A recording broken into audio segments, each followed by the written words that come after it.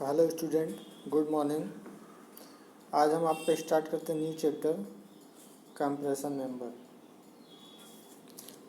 Compression member क्या होता है, पहले इसका इंट्रोडक्शन देख लीजिए।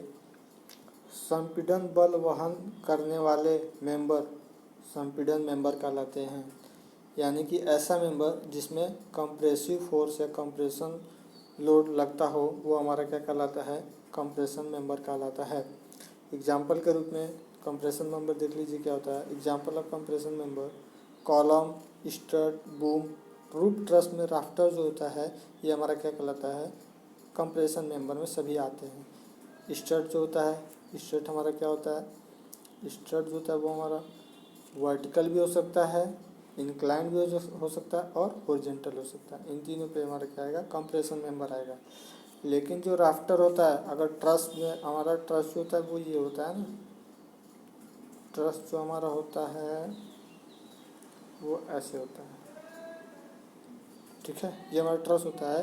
तो ट्रस में ये जो हमारा इंक्लाइन पोर्शन है ना, एक दो इंक्लाइन पोर्शन है, ये वाला जो पोर्शन कहलाता है ये हमारा क्या कहलाता है, राफ्टर कहलाता है। इसी को हम बोलते हैं प्रिंसिपल राफ्टर। ये हम आपको रूट ट्रस के चैप्टर में डिटेल बताएंगे आप लोगों को, ठीक है। इसके बाद बात करते हैं शेप की। जो हमारा शेप होगा कंप्रेशन मेंबर का वो क्या क्या होगा, एल सेक्शन होगा, आई सेक्शन होगा, चैनल सेक्शन होगा और भी बहुत सारे सेक्शन हैं। ये सब सेक्शन क्या होते हैं, यूज होते हैं कंप्रेशन मेंबर में। अगर हम बात करते हैं इफेक्टिव लेंथ की, तो इफेक्टिव लेंथ आप लोग को पता होगा क्या होगा। जैसा कि डायग्राम में आप लोग को दिखा दे रहे हैं, ये हमारा इफेक्टिव लेंथ एल है, ठीक है। हमारा इफेक्टिव लेंथ 4 केस में होता है। एक तो आप लोग पढ़े होंगे सोम के केस में, कॉलम में हमारा क्या होता है, इफेक्टिव लेंथ कॉलम के केस में होता है। तो ये हमारा क्या होता है, यूलर लोड के कारण आता है। यानी कि यूलर लोड क्या होता है, पी बराबर पाई स्क्वायर ई आई अपान एल इफेक्टिव का स्क्वायर। ये हमारा क्या होता है, यूलर लोड के कारण जो हमारा फॉर्मूला होता है वो क्या होता है, पाई स्क्वायर ई आई अपान एल इफेक्टिव का स्क्वायर होता है, ठीक है। तो वहाँ पे आप लोग 4 केस पढ़ेंगे। एक हमारा क्या होता था, पहला हमारा होता था बोथ इंज जो होते थे वो हमारा क्या होता था, हिंज होता था। बोथ इंज जो हमारा होता था हिंज होता था। इस कंडीशन में क्या होता है, जो इफेक्टिव लेंथ हमारा होता था वहाँ पे क्या होता था, यल होता था। दूसरा जो कंडीशन आता था both and fix. Both and fix के कंडीशन में जो हमारा इफेक्टिव लेंथ होता था वो कितना होता था, 0.50 होता था, यानी कि L/2। तीसरा जो केस होता था वहाँ पे क्या होता है, 1 एंड फिक्स होता था और अदर एंड फ्री होता था। इस कंडीशन में जो हमारा इफेक्टिव लेंथ होता था वो क्या होता था, 2L होता था। लेकिन चौथा जो केस होता था वो क्या था, 1 एंड फिक्स एंड अदर क्या होता था, हिंज होता था। इस कंडीशन में जो हमारा इफेक्टिव लेंथ होता था वो कितना होता था, L/2, L/√2। ये तब होता था जब हमारा मटेरियल डिफाइंड नहीं किया गया। यानी कि हमको ये थोड़ा ना पता है सीमेंट कंक्रीट है या स्टील यूज हो रहा है, ये नहीं पता है ना। इस कंडीशन में क्या होता था, हमारी जो वैल्यू आती थी इफेक्टिव लेंथ की, तो यल आती थी, कहीं 0.5 आती थी, 2L आती थी और L/2 है। लेकिन यहाँ हम बात करते हैं स्टील के कंडीशन में थोड़ा सा चेंजमेंट हो जाएगा। स्टील के कंडीशन में क्या होगा, जो हमारा बोथ आर फिक्स एंड है यहाँ पे जो होगा वो क्या होगा, 0.65 होगा। क्यों, क्योंकि यहाँ पे मटेरियल डिफाइंड किया गया है। किस मटेरियल के लिए हम यूज कर रहे हैं कॉलम, स्टील के लिए हम कॉलम यूज कर रहे हैं, जिसका क्या है, बोथ एंड हमारा क्या है, फिक्स है। इस कंडीशन में जो हमारा इफेक्टिव लेंथ होगा 0.65 होगा और 1 and fix and other hinge होगा तो वहाँ पे क्या होगा, 0.80 होगा। जो कि आप सोम में पढ़ोगे 1 and fix and other hinge के कंडीशन में क्या होता था, L/√2 होता था, यानी कि 0.7 होता था वहाँ पे। यहाँ पे अगर हम बात करें तीसरे कंडीशन में तो यहाँ पे क्या होगा, बोथ आर हिंज, यानी कि L बराबर इफेक्टिव लेंथ बराबर L होगा। और चौथे की बात करें तो क्या, 1 and fix and other free के कंडीशन में जो इफेक्टिव लेंथ होगा वो क्या होगा, 2L होगा। यहाँ पे कुछ लिखा हुआ है, आप लोग थोड़ा ध्यान से देख लीजिए। स्टील के कंडीशन में क्या लिखा हुआ है, दोनों सिरों पर स्थिति 4 कंडीशन है, बोथ आर फिक्स है, बोथ आर हिंज है, 1 and fix and other free, 1 and fix and other hinge. 4 condition है, चारों कंडीशन हम आप लोग को बता दे रहे हैं। पहले आप लोग समझ लीजिए, इसके पहले आप लोग समझ लीजिए, अगर यहाँ पे क्या है, फिक्स का कंडीशन है, ये हमारा फिक्स है, कहीं पे फिक्स है वहाँ का मतलब ये है इसकी जो पोजीशन और रोटेशन होगी वो क्या होगी, वो फ्री नहीं होगी, वो क्या होगी, फिक्स होगी, यानी कि उसकी जो स्थिति है वो वहीं पे फिक्स होगी, उसका मूवमेंट नहीं होगा, उसकी जो पोजीशन की मूवमेंट भी नहीं होगी और उसकी जो पोजीशन है उसकी रोटेशन भी नहीं होगी। यानी कि कहने का मतलब ये है कि जो हमारा फिक्स कंडीशन है यहाँ पे क्या हो, ये अपने जगह से डिस्प्लेसमेंट भी नहीं होगा और ये अपने जगह से रोटेट भी नहीं होगा। ठीक है, इसलिए हम क्या बोलते हैं, ये फिक्स यूज करते हैं। अगर हम हिंज की बात करेंगे तो हिंज के कंडीशन में क्या होगा, हिंज हमारा कैसे बनता है, हिंज हमारा ऐसे बनता है। हिंज के कंडीशन में क्या होगा, इसकी जो पोजीशन होगी और इसकी जो पोजीशन होगी वो क्या होगी, स्थिर होगी। ठीक है, लेकिन इसका जो रोटेशन होगा वो क्या होगा, वो फ्री होगा। रोटेशन जो होगा वो फ्री होगा। इसकी डिस्प्लेसमेंट भी हो सकती है, नहीं हो सकती, ये तो कंडीशन की बात है, लेकिन इसका रोटेशन होगा ही होगा। ठीक है, वही यहाँ पे 4 कंडीशन दिया हुआ है। पहला कंडीशन क्या कह रहा है, दोनों सिरों पर स्थिति एवं घूर्णन में स्थिर, यानी कि 2 सिरा, एक सिरा ये है, एक सिरा ये है, दोनों सिरों पर क्या है, पोजीशन यानी कि और रोटेशन दोनों पे क्या है, स्थिर है। ना तो इसका डिस्प्लेसमेंट होगा ना तो इसका रोटेट होगा। यानी कि इस कंडीशन में क्या कह रहा है, दोनों सिरों पर स्थिति एवं घूर्णन में स्थिर, यानी कि बोथ आर फिक्स की बात कर रहा है। यहाँ पे जो इफेक्टिव लेंथ होगी वो हमारी कितनी होगी, 0.65 यल होगी। ये तो हमारा टोटल लेंथ होगा और इफेक्टिव लेंथ जो होगी वो हमारी क्या होगी, ये पहला कंडीशन हो गया। दूसरे कंडीशन की बात करेंगे, दूसरे कंडीशन में क्या कर रहा है, दो सिरे हैं, याद रखिएगा 2 सिरे हैं। पहले तो हमको नॉर्मली ऐसे बना लीजिए, एक सिरा ये है और एक सिरा ये है, ये मत बनाए, फिगर मत बनाए आप लोग, बस आप ये सोचिए कि सिरा हमारा एक यहाँ पे, एक हमारा यहाँ पे। कंडीशन क्या कर रहा है, कंडीशन कर रहा है दोनों सिरों पर स्थिति में स्थिर एवं सिरे पर घूर्णन में स्थिर नहीं, सिरे पर घूर्णन में स्थिर नहीं। तो पहले के बात के दोनों सिरे पर स्थिति में स्थिर, यानी कि दोनों जगह क्या है, यहाँ पे जो फिगर है दोनों जगह क्या है, जो दोनों की पोजीशन है वो क्या है, स्थिर है। यानी कि डिस्प्लेसमेंट इसका नहीं हो रहा, इसका और इसका डिस्प्लेसमेंट नहीं हो रहा है। एवं क्या कह रहा है, सिरे पर घूर्णन में स्थिर नहीं है, यानी कि जो ये हिंज वाला पॉइंट है ये क्या है, ये रोटेशन में है। ठीक है, इसलिए यहाँ पे जो यल इफेक्टिव होगा वो कितना होगा, 0.80 यल। ठीक, तीसरे की अगर हम बात करें, एक बार और देख लीजिए बी वाला, दोनों सिरों पर स्थिति में स्थिर, दोनों सिरों पर स्थिति में स्थिर, यानी कि एक सिरा जो है यहाँ पे क्या होगा, पोजीशन और डिस्प्लेसमेंट दोनों पर क्या होगा, ये स्थिर होगा, क्योंकि दोनों सिरे की बात करें। अभी तो हम एक सिरा आपको बताए हैं ना, यहाँ भी क्या होगा, एवं सिरे पर घूर्णन में स्थिर नहीं है, सिरे की बात करें, यानी कि ये तो अपना पोजीशन में तो स्थित है लेकिन घूर्णन में स्थिर नहीं है, यानी कि ये रोटेट कर सकता है। इसका जो फॉर्मूला को कितना होगा, 0.80 यल। आप लोग बोलते हैं ना, one and fix and other hinge. तीसरे की अगर बात करेंगे तो तीसरे कंडीशन में क्या है, दोनों सिरों पर स्थिति में स्थिर, यानी कि जो दोनों सिर हैं इनकी जो पोजीशन यानी कि जो डिस्प्लेसमेंट होगी वो क्या होगी, स्थिर होगी, परंतु रोटेशन में स्थिर नहीं है। यानी कि क्या होगा, इन दोनों का रोटेशन होगा। इन दोनों की जो पोजीशन है, इन दोनों की जो पोजीशन है वो क्या है, वो डिस्प्लेसमेंट में तो स्थिर है, लेकिन इन दोनों की जो रोटेशन है वो क्या है, वो स्थिर नहीं है। यानी कि दोनों जो हमारा सिरा है ये क्या होगा, रोटेट करेगा। इस कंडीशन में जो हमारा फॉर्मूला को कितना होगा, 1.0 यल होगा। यानी कि बोथ आर हिंज के कंडीशन में क्या होता है, यल इफेक्टिव इक्वल टू यल।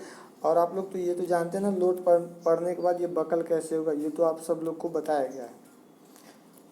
इसके बाद बात करते हैं चौथे में क्या कह रहा है, एक सिरे पर स्थिति एवं घूर्णन में स्थिर, एक सिरे पर स्थिति एवं घूर्णन में, यानी कि कोई भी सिरा आप मान लीजिए, आप ये फिगर छोड़ दीजिए, आप ऐसे बनाइए, क्या करा, एक सिरे पर स्थिति एवं घूर्णन में स्थिर, यानी कि पोजीशन जो इसकी है और इसकी जो रोटेशन है दोनों में क्या स्थिर है। तो ये किस कंडीशन में होता था, ये होता था कैंटिलीवर के कंडीशन में, ये तो आप सबको पता है। ठीक है, दूसरा क्या कर रहा है, दूसरे सिरे पर स्थिति एवं, यहाँ पे मेन नहीं रहेगा, एवं रहेगा, दोनों सिरे पर स्थिति एवं घूर्णन दोनों में स्थिर ही नहीं है। यानी कि इसका क्या हो रहा है, रोटेशन भी हो रहा है और ये क्या कर रहा है, अपना जो इसकी पोजीशन है वो क्या दोनों में ये फ्री है। इस कंडीशन में क्या होगा हमारा, पहला सिरा तो फिक्स होगा, दूसरा सिरा क्या होगा, फ्री होगा।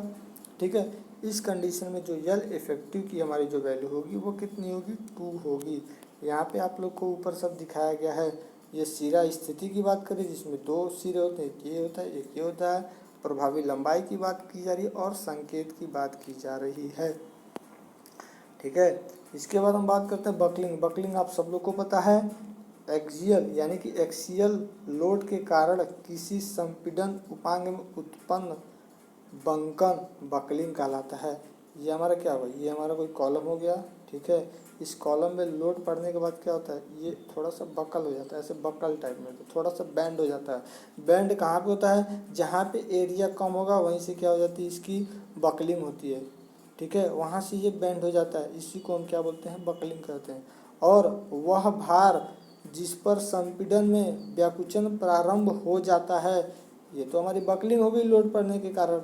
लेकिन जिस भार के कारण ये बकलिंग प्रारंभ होता है उसको हम क्या बोलते हैं, बकलिंग लोड बोलते हैं। अब आपको बात करते हैं स्लेंडरनेस रेशियो की। तो स्लेंडरनेस रेशियो आप लोग को पता होना चाहिए। लेमडा इक्वल टू क्या होता है, L upon R, R minimum. Lambda equal to L upon R minimum. R के मिनिमम क्या है, radius of G gyration, GYRATI हो जाए। आर क्या है, रेडियस ऑफ जायरेशन। तो रेडियस ऑफ जायरेशन का भी फॉर्मूला होता है अंडर रूट में आई अपन ए। आई जो होगा वो हमारा क्या होगा, मोमेंट ऑफ इनर्शिया होगा, जड़त्व आघूर्ण। ये क्या होगा, R minimum equal to I minimum होगा। ठीक है, आई मिनिमम या ऐसे ही रहने दीजिए, कोई दिक्कत नहीं। तो आर मिनिमम यानी कि radius of gyration equal to क्या होगा, अंडर रूट में मोमेंट ऑफ इनर्शिया अपान जो हमारा सेक्शन है उसका क्या होगा, क्षेत्रफल होगा। ठीक है, यहाँ से हमारा रेडियस ऑफ जायरेशन आ जाएगा। अब देखिए यहाँ पे बहुत सारे कंडीशन हैं।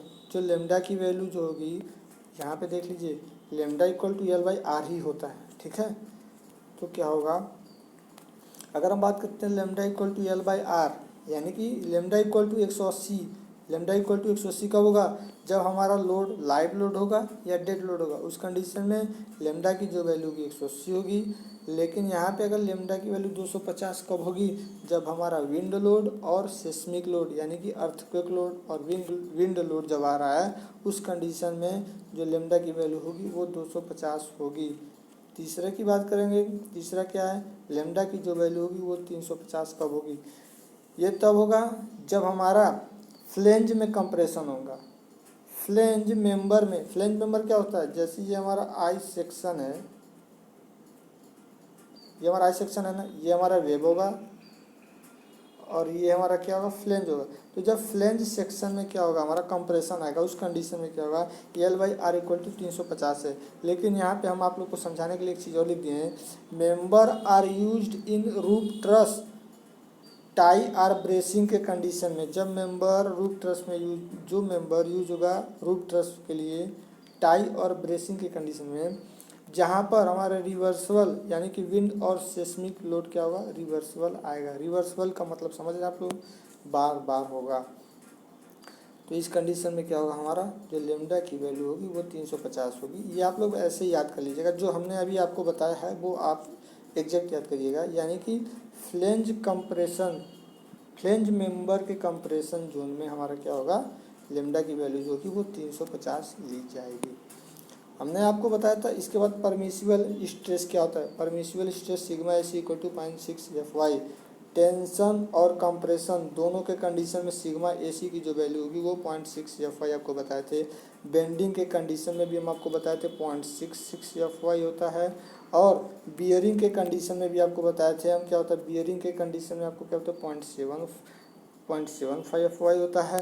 और शेयर के कंडीशन में भी हम आपको बताए थे 2 होता है, एक तो टाउ एवरेज होता है जो हमारा क्या होता है 3/2 और टाउ मैक्सिमम होता है। तो हमारा शेयर के कंडीशन में टाउ मैक्सिमम इक्वल टू क्या होता है 3/2 टाउ एवरेज होता है। लेकिन इसमें भी 2 वैल्यू ली जाती है, एक मिनिमम एक मैक्सिमम। जो मिनिमम वैल्यू होती है शेयर के कंडीशन में वो आपको बताते हैं हम 0.40 FY होता है। और जो मैक्सिमम हम आप लोग को बताए थे वो कितना होता है 0.45 FY होता है। ये हम 2 कंडीशन आप लोग को बताए। अब एफ वाई क्या होता है, एफ वाई आप लोग को बताया गया है, एफ वाई हमारा पराभव प्रतिबल होता है। एफ वाई की वैल्यू 250 लेंगे, ये दिमाग में आप लोग घुसा लीजिएगा अपने। एफ वाई की वैल्यू 250 लेंगे। पराभव प्रतिबल क्या होता है, सिंपल सा जान जी, ये आपका मेंबर है, अगर इस मेंबर को हम दोनों तरफ से खींचेंगे तो क्या हो, ये खींचता हुआ चला जाएगा, खींचेगा ना, ये बढ़ेगा, एक्सपेंशन होगा इसमें ना, उसी को हम बोलते हैं यील्ड स्ट्रेस। इसके बाद हम बात करते हैं कोणीय स्ट्रेस, यानी कि जो हमारा कोणीय स्ट्रेस जो होगा, कोणीय संपीड़ांक जो होगा, वो दो प्रकार के होते हैं। एक तो हमारा सिंगल होता है, एक हमारा डबल होता है। एक हमारा सिंगल होता है, एक हमारा डबल होता है, ठीक है। अब ये सिंगल कब होगा, डबल कब होगा, जो हमारा एक कोणीय संपीड़ांक यानी कि सिंगल एंगल स्ट्रेस जो है, इसमें जो होता है समभुजीय खंड प्रयोग किए जाते हैं। समभुजीय का मतलब ये हमारा क्या हुआ, ये हमारा एंगल सेक्शन हुआ जिसकी दोनों पैरें क्या हो, समभुजीय हो, जिसकी दोनों पैर की लंबाई इक्वल हो, वो हमारा क्या कहलाता है, एक कोणीय संपीड़ांक कहलाता है। दो कोणीय संपीड़ांक में क्या कहलाता है, जिसके दोनों पैरों की लंबाई असमभुजीय हो, यानी कि एक बराबर न हो, वो हमारा क्या कहलाता है, असमभुजीय कोणीय खंड कहलाता है, यानी कि दो कोणीय खंड के अंतर्गत आता है। ये दो चीज़ आप लोग याद रखिएगा। कभी कोई क्वेश्चन में समभुजी असमभुजी नहीं पूछेगा, क्वेश्चन में सीधे पूछेगा एक कोणीय खंड संपीड़ांक के लिए डिजाइनिंग कीजिए। तो एक कोणीय संपीड़ांक के लिए डिजाइनिंग क्या होती है, जो हमारा इंडियन स्टैंडर्ड ये होगा, ये क्या होगा, 100 × 100 × थिकनेस कुछ भी हो सकता है, 8 10 12 14, 100 × 100 का मतलब क्या हुआ, छोटे पैर की लंबाई भी 100 mm है और बड़े पैर की भी लंबाई 100 mm है। दो कोणीय खंड की बात कर देगा तो दो कोणीय खंड में क्या होगा, जो एंगल की बात कर रहा है तो इंडियन स्टैंडर्ड एंगल दो कोणीय खंड के कंडीशन में क्या होगा, 100 × 75। ये हम आपको समझा रहे हैं 100 × 75, एग्जाम्पल है 100 × 75। ये आपको क्या होगा 100 × 75, ये क्या है, हाँ, दो कोणीय खंड के लिए हम आप लोग को समझाए थे। ये 100 × 75 क्या है, इंटू थिकनेस भी कुछ ना कुछ होगी। 100 क्या होगा, बड़े पैर की लंबाई होगी और 75 क्या होगी, छोटे पैर की लंबाई होगी। ये हमारा दोनों हो गया।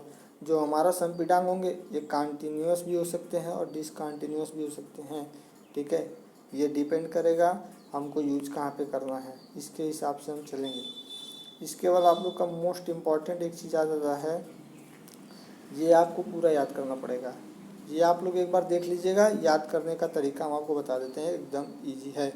अगर हमारा जो मेंबर है वो दो होता है, एक तो कंटिन्यूअस एक डिसकंटिन्यूअस। तो कंटिन्यूअस की बात करेंगे तो कंटिन्यूअस में भी क्या आ जाएगा, एक कोणीय खंड आ जाएगा तो दो कोणीय खंड आ जाएगा।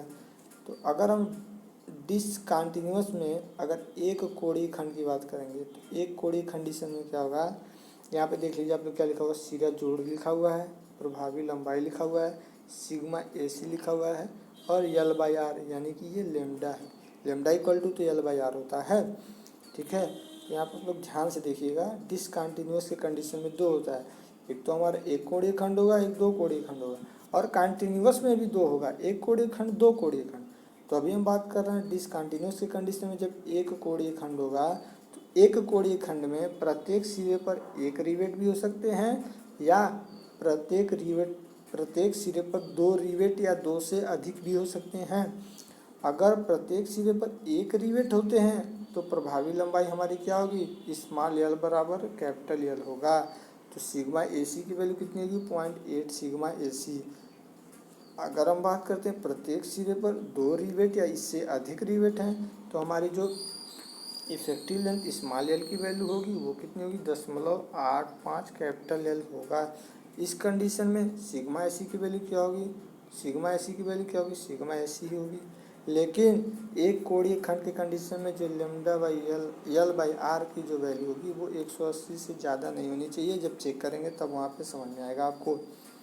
अगर हम बात करते हैं दो कोणीय खंड में, तो दो कोणीय खंड का कंडीशन क्या हुआ, संगम पट्टिका के एक ही ओर जुड़े हों।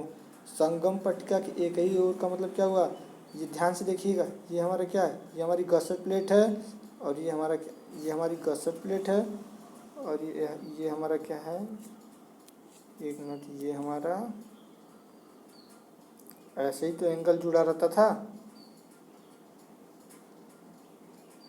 ऐसे ही एंगल जुड़ा रहता था। ये हमारा क्या हो गया, ये हमारी एक पैर की लंबाई हो जाएगी, ये हमारी एक पैर की लंबाई होगी, ये हमारा एंगल सेक्शन हो जाएगा, ये हमारा क्या हो जाएगा, गसेट प्लेट, यही तो होगा। तो गसेट प्लेट की एक ही साइड तो हमारा एंगल जुड़ा हुआ है ना, या एंगल कोण के एक ही साइड गसेट प्लेट है ना।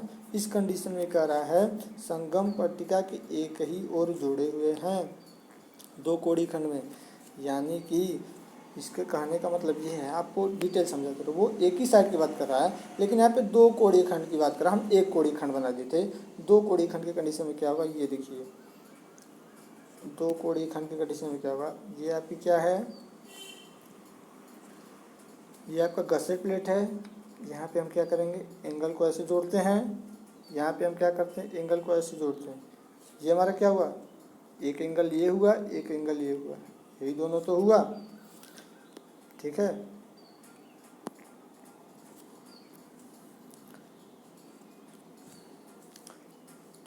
इसमें भी एक रिवेट के कंडीशन में क्या होगा, स्मॉल एल होगा, और दो रिवेट के कंडीशन में क्या होगा, 0.85 एल होगा। और यहाँ पे जो सिग्मा एसी की वैल्यू होगी 0.8 सिग्मा एसी होगी, यहाँ पे क्या होगी, सिग्मा एसी। यहाँ पे जो लिम्डा की वैल्यू होगी वो क्या होगी, 180, ठीक है। अब देखो दूसरा कंडीशन क्या कह रहा है, दूसरा कंडीशन कह रहा है संगम पट्टिका के दोनों ओर जुड़े हों, संगम पट्टिका के दोनों ओर जुड़े हों। एक मिनट, थोड़ा सा गलत हो गया, संगम पट्टिका की एक ओर जुड़े हो, यानी कि यहाँ पे ये होगा, थोड़ा सा गलत। ये देखिए, ये हमारे गसेट प्लेट ये है, ठीक है, और ये हमारा क्या होता है, ये हमारी एंगल प्लेट हो जाएगी, ये हमारा होगा, ये पहले वाले का होगा, वो थोड़ा मिस्टेक हो गया था। यानी कि गसेट प्लेट ये है ना, ये क्या है, एक ही ओर जुड़ा हुआ ना, ये एंगल सेक्शन की एक ही ओर जुड़ा हुआ है। और जो इसके पहले वाला हमने बताया था, जो इसके पहले वाला बताया था वो क्या था, संगम पट्टिका के दोनों ओर जुड़े हों। जो इसके पहले वाला हमने बताया था वो क्या होगा, वो संगम पट्टिका के दोनों ओर जुड़े हों, वो हमारा फिगर होगा। और जो ये वाला है ये क्या होगा, ये होगा संगम पट्टिका के एक ओर जुड़े हों, ठीक है। तो इस कंडीशन में एक रिवेट के लिए और दो या दो से अधिक रिवेट हो या बोल्ट हो, दोनों के लिए, ये जितना भी कंडीशन है सब में, रिवेट हो या बोल्ट हो, सबके लिए। तो यहाँ पे क्या होगा, एक रिवेट के लिए जो हमारा इफेक्टिव लेंथ होगा वो क्या होगा, कैपिटल एल होगा। दो या दो से अधिक रिवेट या बोल्ट के लिए जो इफेक्टिव लेंथ होगा वो क्या होगा, 10.60 से 0.7 to 0.85 एल। यहाँ पे जो सिग्मा ए सी की वैल्यू दोनों के कंडीशन में होगी वो क्या होगी, वो हमारी होगी सिग्मा ए सी ही होगी, ठीक है। ये जो 180 है ये दोनों के कंडीशन, ये दोनों के कंडीशन में 180 है, इससे ज़्यादा नहीं होना चाहिए L/R की वैल्यू। अगर हम तीसरा बात करते हैं, तीसरा हमारा क्या है, कॉन्टिन्यूअस मेंबर है। इसमें क्या करेंगे, एक कोणीय खंड हो या दो कोणीय खंड हो, ठीक है, दोनों के कंडीशन में अगर एक रिवेट लगे हो तो इफेक्टिव लेंथ की वैल्यू कैपिटल एल होगी। अगर दो या दो से अधिक रिवेट लगे हो तो वहाँ पे इफेक्टिव लेंथ की जो वैल्यू होगी 0.7 से लेकर के यल तक होगी। इस कंडीशन में भी जो सिग्मा ए सी की दोनों वैल्यू होगी वो क्या होगी, सिग्मा ए सी ही होगी। और यहाँ पे एक चीज़ आपको याद रखिएगा, जो यहाँ पे लेमडा L/R इक्वल टू होगा वो 180 ही होगा। यहाँ पे हम आपको एक चीज़ याद करा देते हैं, याद कर लीजिएगा। हमारा असत के कंडीशन में एक कोणीय खंड हो या दो कोणीय खंड हो, अगर एक रिवेट लगे हों तो प्रभावी लंबाई यल होगी।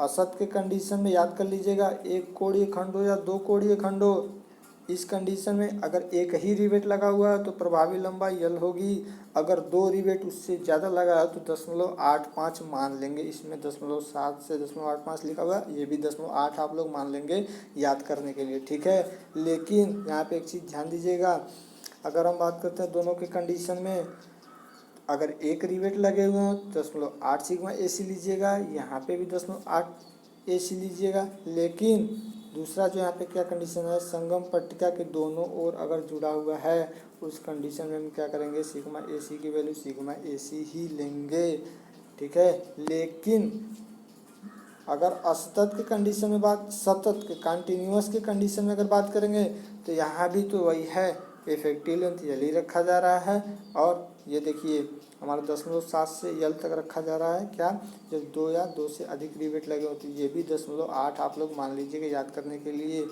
यहाँ पे जो सिग्मा ए सी की वैल्यू होगी वो क्या होगी, सिग्मा ए सी ही होगी और lambda equal to L by R equal to 180 होगा। ठीक है बच्चों, तो आज का आप सबका टॉपिक यहीं तक था। ये टेबल आप लोग याद कर लीजिए, ये टेबल बहुत इंपॉर्टेंट है, ये टेबल याद रहेगा आप लोग को तभी क्वेश्चन लगने वाला है, क्योंकि ये टेबल बहुत इंपॉर्टेंट है। ठीक है बच्चों, आज के लिए इतना ही। इसके बाद नेक्स्ट वीडियो में हम आगे कंटिन्यू करेंगे आप लोग का। ओके।